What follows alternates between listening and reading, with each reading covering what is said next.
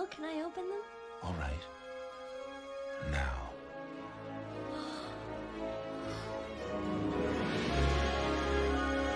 All right. Now, to start off, I want you to read these books. I checked this out weeks ago for a bit of light reading. This is light. Consider this your passport to the wonderful and quite unpredictable world of books. Welcome back to Looks at Books. Today I'm talking about a Batman book. This one's set between Batman and Batman Returns, the two movies by Tim Burton. And it very much feels like it's set in that world by the author's descriptions, by the characters' actions, by their interactions. Batman finds himself wondering, did the Joker actually die when he fell from that cathedral? Because some things start happening that make him wonder, like, okay, he's finding clues. He's finding things that don't add up, and he thinks about what happened at the cathedral, like, you know, the henchmen showing up when they did at the top. You know, before Joker and Batman even got in there, like, did the Joker plan to go into the cathedral? Did he plan to fall? Did he plan to fake his death? The Batman starts wondering all these things because someone starts uh doing Joker like things and pretending to be the Joker. I'll just say, okay, I'm not gonna spoil everything, but the back of the book even says, like, the funny thing about Jokers, there's two in every deck. So that right there should tell you, like, there's another quote unquote Joker in this story. It's not the actual Joker that was in the movie. So somebody's pretending to be the Joker. And I might end up spoiling it just because it's a really good, it's a fun read that will, like, I don't know. It's fun to figure out everything, to go on this journey, even if you got in the back of your mind, you're thinking, okay, I kind of know where this is going, like, because I've played all these Batman games, I've read all these comics. It's kind of like Arkham City in a way. So when we left Batman, between, the first Batman Returns, he's now got the signal in the sky. They call on him when they need, when the police can't figure it out, because he is the world's greatest detective in this. We see him doing more kind of detective work in this book, which I love, and there is a lot of action. There's mystery. It's really fun. So Gordon plays a part, kind of a small part, but he is helping. Batman and him are in league, and Dent as well. Harvey Dent also plays a minor part. They're the three of them together uh, meet at one point, and Bruce is on his own now. Like, he's kind of in between dating.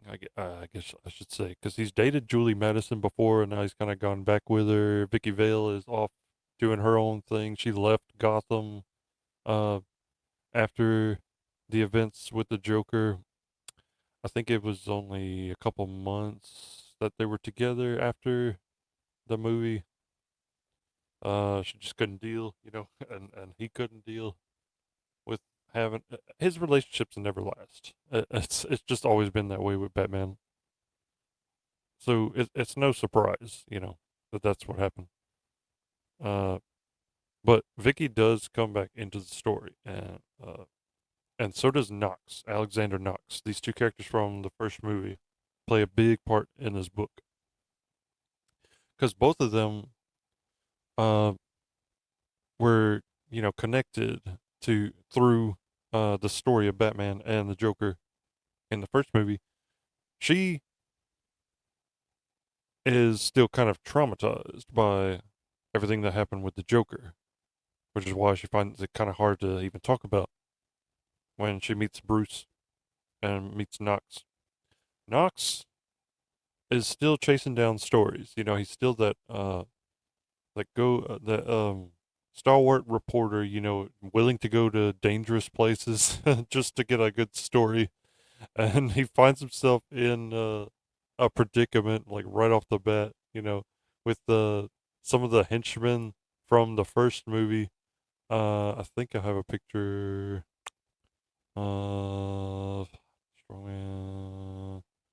I don't know if I did get a picture of him, but the boombox man from the first movie, Lawrence, you know, he plays a pretty big part in this because he becomes the lackey of the main villain in this. And I'm gonna spoil it, and hopefully it's not too big of a spoiler, but Hugo Strange is the main villain in this book.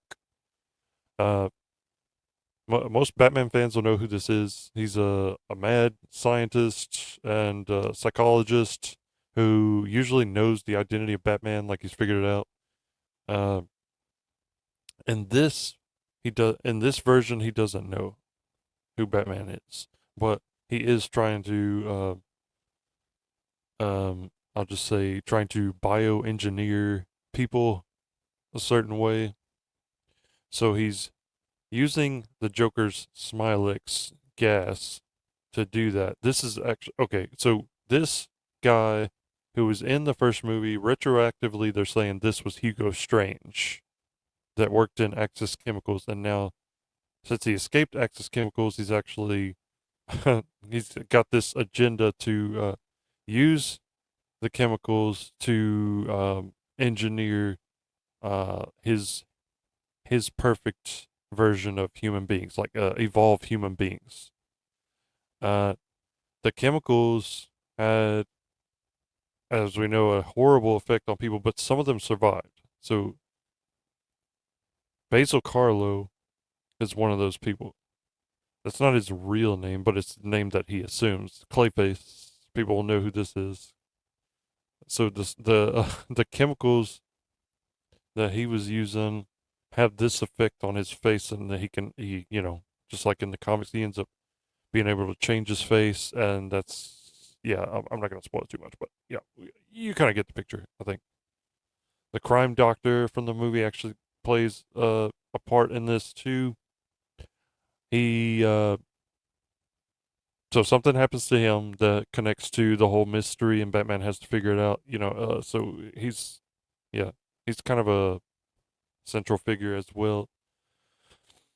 Um, oh, here's the picture with Lawrence, the boombox man. Yeah, he plays a big part in this book, and so does Max Schreck from Batman Returns. He also is central to this story. How I'm not gonna say, but you'll just have to read and find out. The Strongman even appears. There's some cameos. You know, Selena Kyle is in a couple scenes.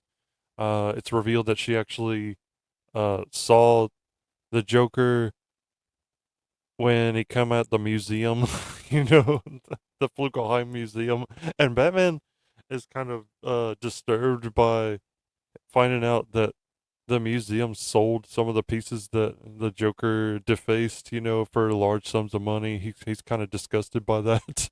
so so the Joker's impact on Gotham is still being felt, you know, throughout the whole story. Alfred plays a big part. He's right there next to Bruce, you know, figuring things out and helping him along.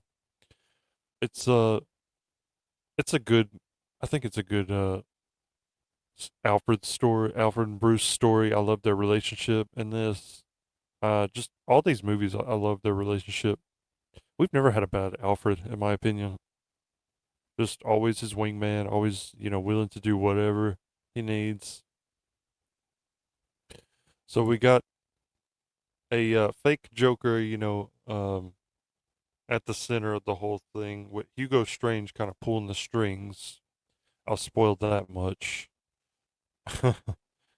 But yeah, you'll just have to read this book, and experience it for yourself because it's a wild ride and I enjoyed every minute of it.